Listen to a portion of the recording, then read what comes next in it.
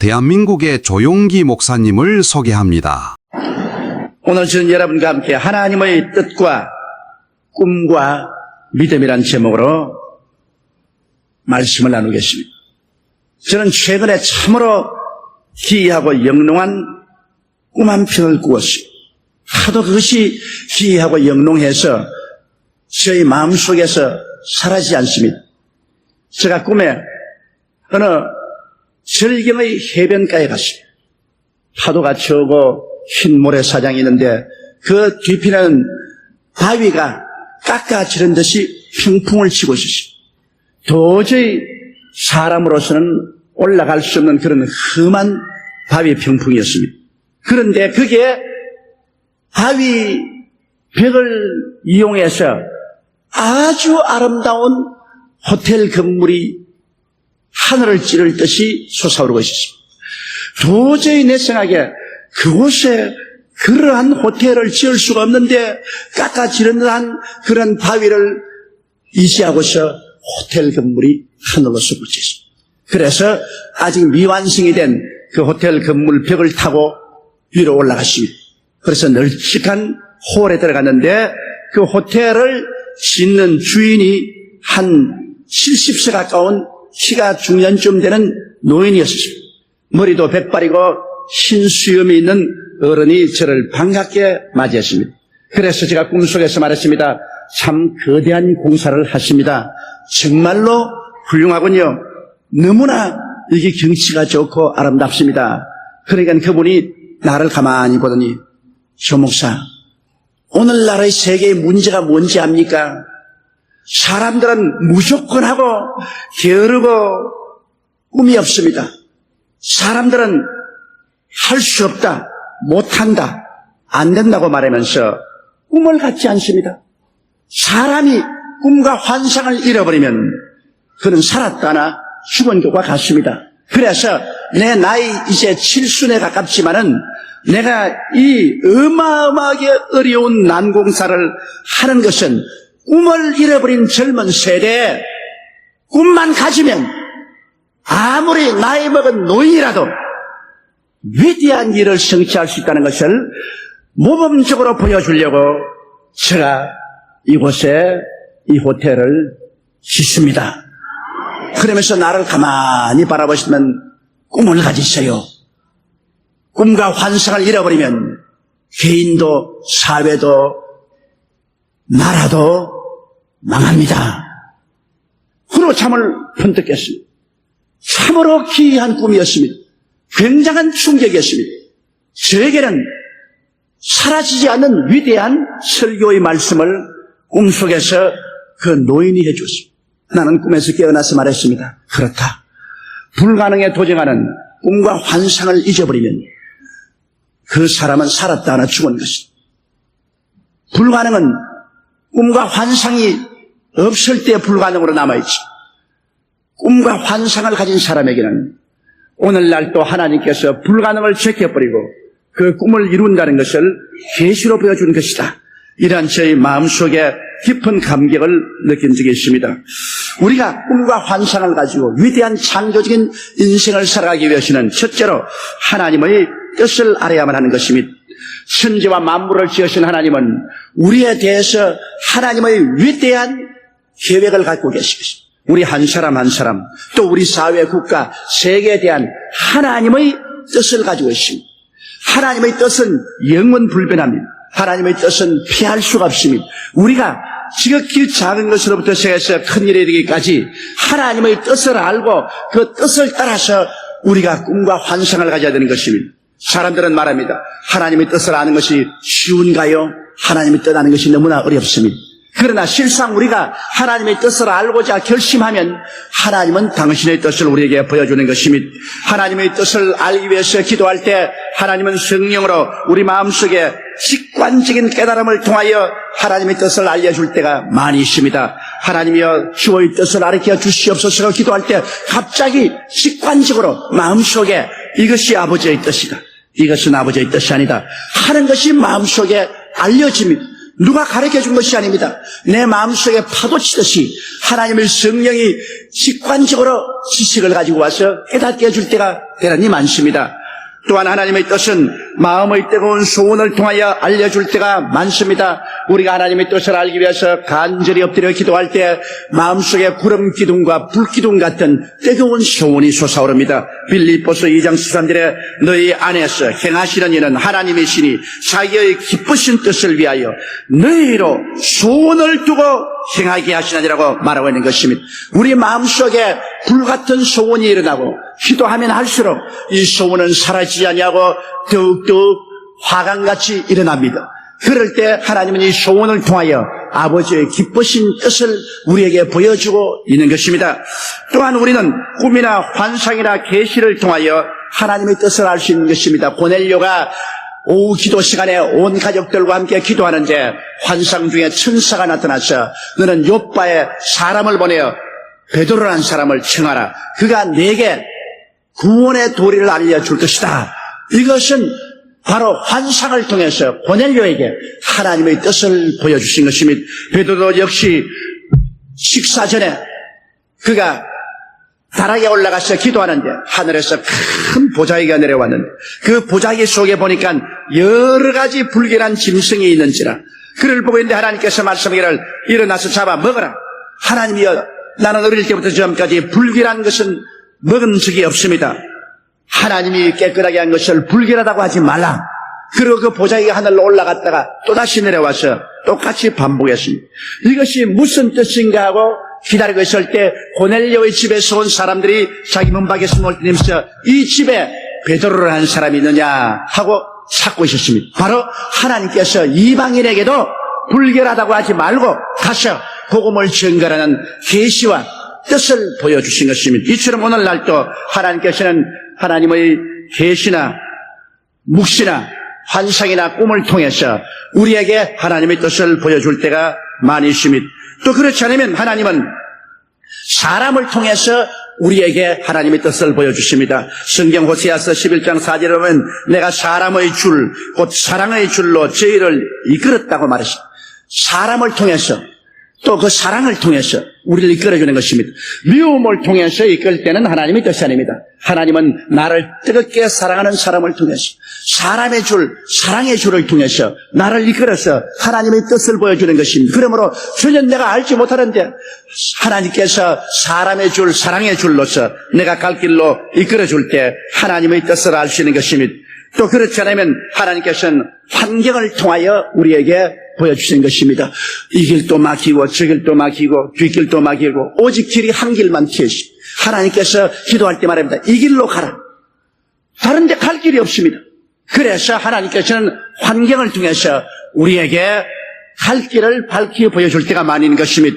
고린도후서 6장 1절 2절에 보면 우리가 하나님과 함께 일하는 자로서 너희를 권하노니 하나님의 은혜를 헛되이 받지 말라. 가라시되 내가 은혜 베풀 때 너를 듣고 구원의 날에 너를 도왔다 하셨으니 보라 지금은 은혜 받을 만할 때요 보라 지금은 구원의 날이로다라고 말하고 있는 것입니다. 우리는 하나님과 함께 일하는 자인 것입니다. 우리 혼자 살지 않습니다. 예수를 구주로 모시고 하나님의 자녀가 된 우리들은 무엇을 먹을까 무엇을 입을까 무엇을 마실까로부터 시작해서 모든 크고 작은 일에 하나님과 함께 인생을 살아갑니다.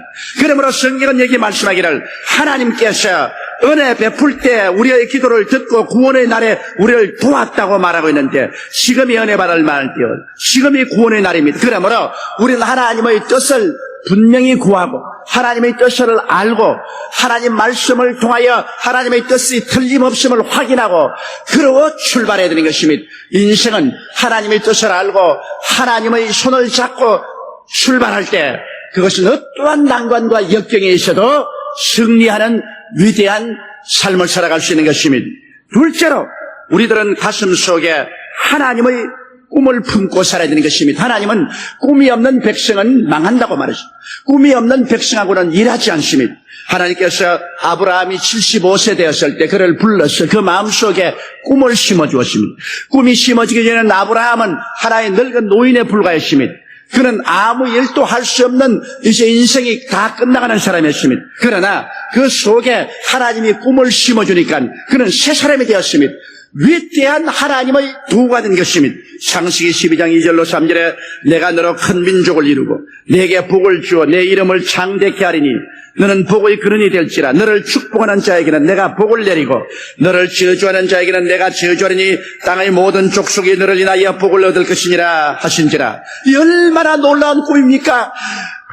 노인된 아브라함의 가슴 속에 피가 끓어올랐습니다. 뜨거운 피가 온 그 혈맥을 통하여 전신을 흥분시켰습니다. 하나님께서 아브라함에게 새로운 비전을 주셨습니다. 꿈을 주셨습니다. 하나님께서는 사람들의 가슴 속에 꿈을 심어주고 그 꿈이 불타는 사람을 사용하는 것입니다. 이스라엘 백성이 애굽에서 430년 동안 종살이였지만은 이스라엘 백성을 이끌어낼 때 하나님은 그냥 정치적으로 나가자고 말하지 않았습니다. 하나님은 이스라엘 백성에게 젖과 꿀이 흐르는 땅으로 가자. 여러분, 인간이 발명한 언어 중에 이처럼 위대하고 아름다운 언어는 없습니다. 젖과 꿀이 흐르는 땅, 어마어마한 축복의 땅인 것입니다. 젖과 꿀이 흐르는 땅으로 가자고 할 때 그 말이 모든 이스라엘 백성들의 가슴을 울렁울렁하게 만들었습니다. 심장이 뛰게 했습니다. 흥분되게 만들었습니다. 그들은 잠을 잘 수가 없었습니다. 모두 다 젖과 꿀이 흐르는 땅으로 말미암아 흥분하고 말한 것입니다. 우리 하나님께서는 모든 사람의 가슴 속에 꿈과 환상을 심어주었습니다. 우리 마음이 뜨거워지고 흥분하게 만드는 것입니다. 꿈과 환상이란 뭡니까? 없는 것을 있는 것까지 보는 것입니다. 로마서 4장 11절에 하나님은 죽은 자를 살리시며 없는 것을 있는 것까지 부른다고 말한 것입니다. 꿈과 환상이란 현실이 아닙니다. 현실이 아무리 고통스럽고 괴롭고 상망할지라도 꿈과 환상은 미래에 대한 일인 것입니다. 장차 이와 같이 하나님께서 아름답게 해주실 것을 현실적으로 마음속에 받아들인 것입니다. 눈에 아무 증거 안 보이고 귀에는 아무 소리 안 들리고 소연 잡히는 것 없어도 하나님이 이와 같은 약속을 주셨으니 이것이 이미 내 마음속에 이루어진 모습을 밝히 바라보는 것이 꿈과 환상인 것입니다. 여러분, 꿈은 소망과 정열을 일으키는 것입니다. 마음속에 꿈과 환상이 있으면 이것은 나이도 초월하고 환경도 초월하게 되는 것입니다. 꿈과 환상이 마음속에 주어지면 뜨거운 정열이 마음속에 일어납니다. 뜨거운 소망이 끓어오르기 시작하는 것입니다. 내일을 향한 힘찬 발돋움이 생겨나는 것입니다. 창조적인 모든 지성이 마음속에 끓어오르기 시작하는 것입니다. 그러므로 여러분, 꿈을 가질 때야 비로소 꿈은 삶의 목표를 주고 전력을 기울이게 하는 것입니다. 목표도 방향도 없이 바람 부는 대로 물결 치는 대로 가는 사람은 벌써 버림받은 사람이요 죽은 사람인 것입니다. 그러나 꿈이 마음속에 생기면 그 마음속에 내일에 대한 목표가 분명해지는 것입니다. 목표가 있기 때문에 전력을 기울여 거기에 헌신할 수 있습니다. 시간과 물질과 모든 노력을 그 꿈을 향해서 쏟아부어 놓을 수가 있는 것입니다. 그렇기 때문에 큰 힘이 나타나게 된 것입니다. 여러분, 꿈은 내일을 산출하는 근원적인 힘이 되는 것입니다. 그러므로 꿈이 없는 사람은 내일을 잃어버린 사람인 것입니다. 여러분의 가슴 속에 있는 현재 꿈을 제게 보여주시면 저는 여러분의 내일을 보여줄 수 있는 것입니다. 저는 늘 외국에 가서 복음을 전가할 때마다 말합니다. Show me your dream. I will show you a future. 나에게 당신의 꿈을 보여주세요. 그러면 나는 당신의 내일을 보여드리겠습니다. 여러분, 그러므로 성경은 꿈이 없는 백성은 망한다는 말이 여기 있는 것입니다. 꿈이 없는 젊은이는 내일이 없고 꿈이 없는 가족도 내일이 없고 꿈이 없는 중년과 노년도 내일이 없습니다. 내일이 없는 사람은 지금 살았다나 이미 죽은 사람에 불과하는 것입니다. 그렇기 때문에 우리는 하나님께 부르짖어 하나님의 뜻을 알고 우리의 삶이 매일매일 크고 작은 영영한 꿈으로 가슴 속에 가득 차 있어야 되는 것입니다. 사람들이 여러분의 눈동자를 들여다볼 때 여러분의 현실의 절망을 보지 아니하고 내일의 찬란한 꿈이 여러분 마음속에 심어진 것을 여러분의 눈의 창문을 통해서 들여다볼 수 있어야만 되는 것입니다. 아무리 젊은 사람이라도 꿈을 이룬 사람은 벌써 늙어서 이미 장래 지내야 될 사람인 것입니다. 아무리 나이 늙은 사람이라도 그 마음속에 꿈이 있으면 그 사람은 나이가 의미가 없습니다. 그런 젊은 사람인 것입니다. 그를 통하여 새로운 삶과 새로운 창조가 넘쳐나오기 때문인 것입니다. 셋째로 우리들은 꿈을 가졌었으면 그 다음에는 믿고 행하는 담대함이 있어야만 되는 것입니다. 믿음과 현실은 언제나 상반됩니다. 현실은 타산적이고 이성적이며 손익 계산이 분명하고 감각적인 것입니다. 그러나 믿음은 현실과 환경을 뛰어넘어 하나님을 바라보고 믿기 때문에 눈에는 아무 증거 안 보이고 귀에는 아무 소리 안 들리고 손에 잡히는 없어도 꿈이 이룰 줄 믿고 현실을 타개하고 일어나 나가는 것입니다. 여러분, 하나님을 계산에 넣지 않는 사람은 꿈을 성취할 수 있는 믿음이 없습니다. 그러나 현실에서 아무리 어렵더라도 하나님을 계산에 넣는 사람은 꿈을 성취할 수 있는 것입니다. 예수님께서 광야에 나가서 말씀을 증거하고 난 다음에 저녁이 되면 5,000명의 남자와 기만 명의 부녀자들이 배가 고파서 더 걷지 못하고 집에 돌아갈 수 없어 풀밭에 들어 누웠습니다. 주님께서 제 아들을 부르시고 그 가운데 빌립을 보고 말했습니다. 빌립아, 이 사람들에게 먹을 것을 주라. 빌립은 현실주의자였습니다. 그러므로 빌립은 현실을 바라볼 때 타산적이고 이성적이며 분명한 손익 계산을 했습니다. 그는 주님께 말했습니다. 주님, 우리가 이 사람들에게 조금씩 먹일지라도 2박 데나리온에 대한 돈이 필요한데 우리는 그 돈도 없습니다. 떡 살 것도 없습니다. 날이 저물었습니다. 그러므로 이 사람들이 스스로 문제를 해결하도록 내보내는 게 좋겠습니다. 이것은 지극히 현실적인 타산적인 대답입니다. 그러나 그 제자 중에 한 사람 안드레는 그 현실을 바라보고 절망적인 상황에도 불구하고 그는 그 현실 가운데 예수님이 계신 것을 보았습니다. 광야만 바라보지 않고 광야 속에 있는 예수님을 바라보았었습니다. 이것이 우리에게 중대한 문제인 것입니다. 우리의 삶이 아무리 광야와 같을지라도 광야만 보면은 절망하지만은 광야에 있는 예수님을 바라볼 수가 있어야 되는 것입니다. 빌립은 광야에 있는 예수님을 계산에 넣지 않았으나 안드레는 예수님을 계산에 넣었습니다. 그러므로 그는 무엇이 사람이 할 수 있는 최선을 다하고 나면은 예수님이 계시기 때문에 그가 기적을 베풀 것을 믿었습니다. 그러므로 그는 군중 가운데 나가서 어린아이의 떡 5개와 물고기 2마리라는 적은 음식을 구해서 예수님 앞에 나갔습니다. 그는 떡 플러스 예수님을 믿었습니다. 그렇기 때문에 그가 가지고 나서 주여 이 많은 군중에게 이 떡 5덩어리와 물고기 2마리는 아무것도 아니겠지만은 주님이 하시면 기적이 일어날 것입니다. 주님은 예수님을 계산에 넣지 아니한 빌립은 제껴버렸습니다. 예수님을 계산에 넣은 안드레를 청했습니다. 그 손에 있는 보리떡 5개와 물고기 2마리를 팔아서 주님이 축사했습니다. 그러자 광야는 잔치상으로 변하고 말한 것입니다. 얼마든지 떡이 넘쳐났습니다. 얼마든지 생선이 넘쳐났습니다. 그들은 다 배불리 먹고 남은 조각을 거두니까 12바구니가 된 것입니다. 믿음의 사람들을 통해서 오늘 불가능은 가능케 되며 절망은 소망으로 변화되며 가난은 풍부와 부여로 변화될 수가 있는 것입니다. 이 믿음의 사람들은 현실을 바라보게 될 때 오직 타산적이고 이성적이며 손익 계산적이만 되지 않습니다. 그들은 현실을 뛰어넘어 오늘날의 사회 가운데 들어와 계시는 예수님을 인정하는 것입니다. 하늘과 땅의 모든 권세를 가지시고 없는 것을 있게 하시고 죽은 자를 살리신 위대한 기적을 행하시는 주님을 계산에 넣습니다. 그러므로 주께서 말씀합니다. 할 수 있거든이 무슨 말이냐? 믿는 자에게는 능치 못하심이 없나니라. 내 믿은 대로 될지어다. 이 예수 그리스도와 함께 일을 하는데 어찌 불가능했겠습니까? 그러므로 믿음은 초인적 기적을 기대하는 것입니다. 물으로 베드로가 어떻게 걷습니까? 그러나 7회까지 어두운 밤에 흉흉한 파도가 치는 곳에 주님께서 물으로 걸어오는 것을 보고 베드로가 말했습니다. 주시어든 나로 물으로 걸어오게 하소서. 주님이 오라 하십니다. 그는 밤바다와 흉흉한 바다만 본 것이 아닙니다. 그 가운데 계신 예수님을 보았던 것입니다. 그는 흉흉한 파도와 바람과 밤바다만 계산에 넣었더라면 절대 절망했을 것입니다. 그러나 그 가운데 계신 하늘과 땅의 모든 권세를 가진 예수님을 계산에 넣으니까 그 모든 것을 극복할 수 있는 믿음이 생겼습니다. 예수님을 바라보고 그 말씀에 서서 그는 물로 걷기 시작한 것입니다. 흉흉한 바람도 그 무서운 파도도 그를 빠뜨리지 못했습니다. 왜냐? 그는 예수님을 계산에 넣었기 때문에 기적이 일어났던 것입니다. 예수 그리스도는 어제나 오늘이나 영원토록 동일하십니다. 주님께서 말씀하시기를 볼지어다 세상 끝날까지 내가 항상 너와 함께 하리라고 말씀하는 것입니다. 너희 두세 사람이 내 이름으로 모인 곳에는 나도 너희 가운데 있겠다고 하셨습니다. 그 예수님은 이 자리에 같이 계십니다. 여러분과 함께 계십니다. 여러분은 예수님인 것입니다. 여러분이 주의 뜻을 알고 꿈을 마음속에 받아들이고 믿음으로 담대하게 나간다면 오늘날도 주의 위대한 창조적인 기적은 나타나게 될 것입니다.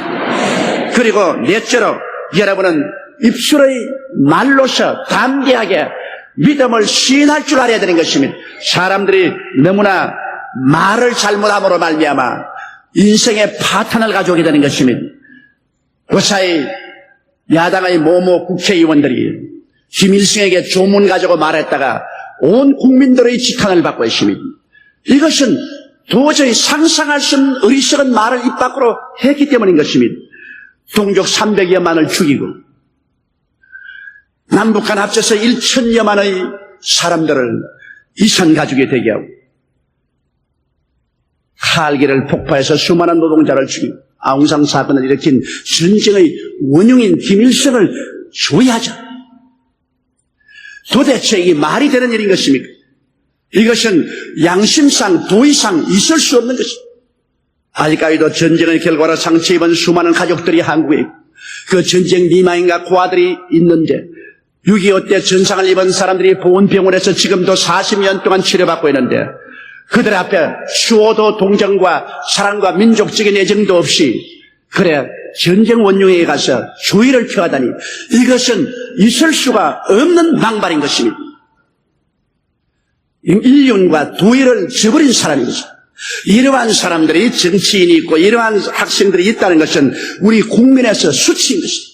그러나 그 사람들이 그런 말을 했기 때문에 그 말로 말미암아 두고 그들은 지탄을 받고 고통을 당할 것입니다. 입술의 말이란 여러분 인간의 인격을 나타내는 것이고 인간의 현재와 미래를 형성하는 힘이 있는 것입니다. 하나님은 말씀으로 천지를 지으셨습니다. 그렇기 때문에 하나님 말씀이 얼마나 위대한 것을 보여주신 것입니다. 말씀 한마디로 빛이 생기고 궁창이 생기고 육지가 생겨나고 해와 달과 별들이 생겨나고 새들과 물고기와 짐승이 생겨난 것입니다. 말씀으로 하나님이 천지를 지으셨고 예수님의 사역도 보면은 예수님은 말씀으로 죄인을 사하시고 말씀으로 병을 고치시고 말씀함에 귀신이 쫓겨나갔습니다. 말씀함에 물이 포도주로 변했습니다. 말씀함에 파도가 잠잠해지셨습니다. 주님께서 말씀하심에 죽은 자가 살아나셨습니다. 말씀은 운명과 환경을 변화시키는 위대한 힘을 그 속에 가지고 있는 것입니다. 그러므로 우리가 구원받는 것도 의식이나 형식을 통하여 구원받는 것이 아니라 입술의 고백을 통해서 구원받는 것입니다. 로마서 10장 9절로 10절에 내가 만일 내 입으로 예수를 주로 시인하며 또 하나님께서 그를 죽은 자 가운데서 살리신 것을 내 마음에 믿으면 구원을 얻으리. 사람이 마음으로 믿어 이에 이르고 입으로 시인하여 구원에 이르느니라. 입술의 시인이 있어야 우리 마음속에 있는 신념이 구체화되는 것입니다. 입술에 시인이 있어야 우리 마음속에 있는 사상이 구체화되는 것입니다. 말이 없으면 모든 것은 창조적인 형태를 입고 나오지 못합니다. 말을 해야 우리 마음속에 있는 사상이나 믿음이 형체를 입고 창조적인 힘으로 나오게 되는 것입니다.